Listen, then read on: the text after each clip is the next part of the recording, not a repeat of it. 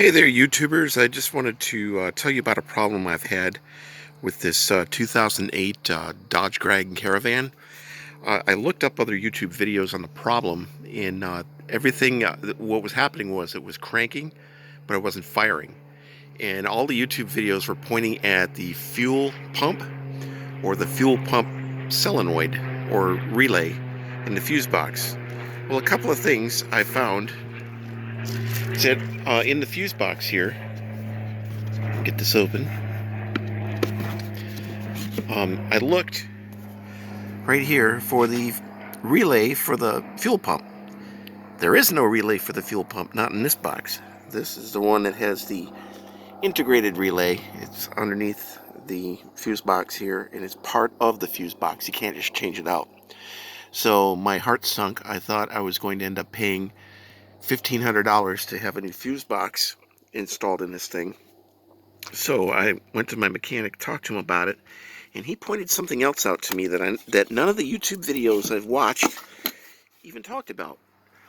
And it is right back here, just behind, can't really see it too well, right there where that red clip is. That is the engine temperature, the coolant temperature sensor.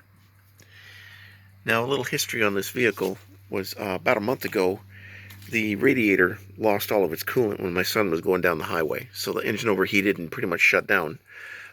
Turned out to be this neck right here had a big hole in it, and once they fixed that, got it all energized up, found out that the radiator also had a hole in it. So we ended up replacing pretty much the whole coolant system with the radiator and the thermostat and everything.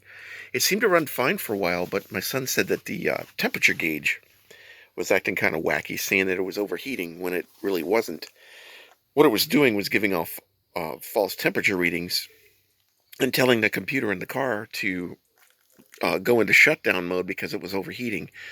Well, one morning, he finally came to me and said, "Dad, the car won't start. It just cranks."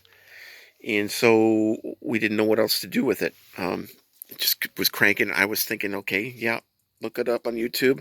Everybody said it was the fuel pump or the relay for the fuel pump. Well, guess what?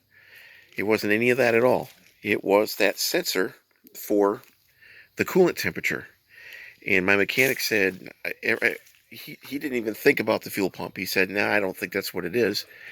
So for a $35 part, the sensor, and a little bit of labor cost for him to put it in, and this thing purrs like a kitten. And actually, the thermostat, the temperature sensor works perfectly fine now.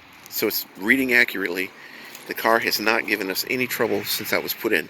So if this ever happens to you, don't automatically assume that it's your fuel pump or your fuel pump relay.